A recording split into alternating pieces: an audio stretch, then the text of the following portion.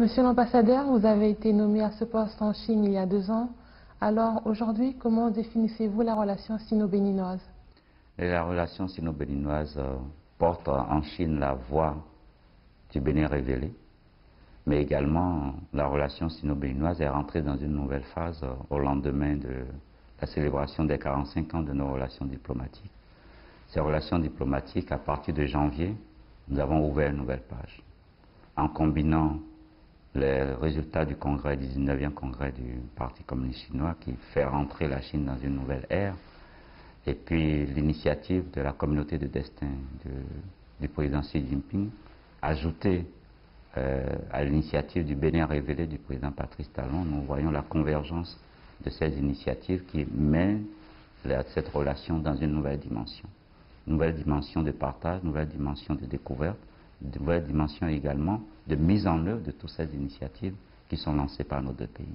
Donc selon vous, quel est l'avenir de cette relation? L'avenir de cette relation, c'est de donner du contenu à ces initiatives dont je viens de parler. Et ce contenu, nous avons la chance, nous nous retrouvons à la veille du sommet de la coopération Chine-Afrique, qui va définir le cadre général de la coopération entre la Chine et l'Afrique pour les 3 années à venir. Et la relation spécifique entre le Bénin et la Chine s'insère dans ce cadre général. Le sommet sur la coopération Chine-Afrique se tiendra le mois prochain. Donc, dans quel domaine ou secteur souhaiteriez-vous voir la coopération s'approfondir? Pour ce qui concerne le Bénin, la coopération au lendemain du sommet doit aller dans les secteurs où nous aurons des impacts sur les populations. Comment faire sortir les populations de la pauvreté?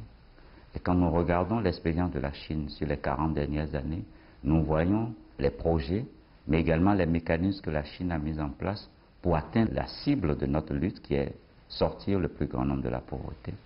Nos attentes, bien sûr, il y a les infrastructures, mais il y a l'agriculture. Parce que 60 à 70% de nos populations vivent de l'agriculture, sont dans ces secteurs. Nous voyons le secteur de la santé.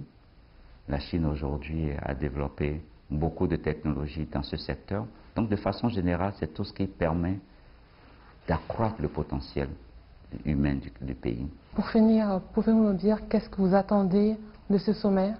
Mes attentes de ce sommet, c'est que nous ayons une meilleure connaissance de part et d'autre. Ce sommet, mes attentes, c'est que finalement nous ayons des programmes qui touchent les populations, dont les impacts aient un effet sur le vécu quotidien des populations.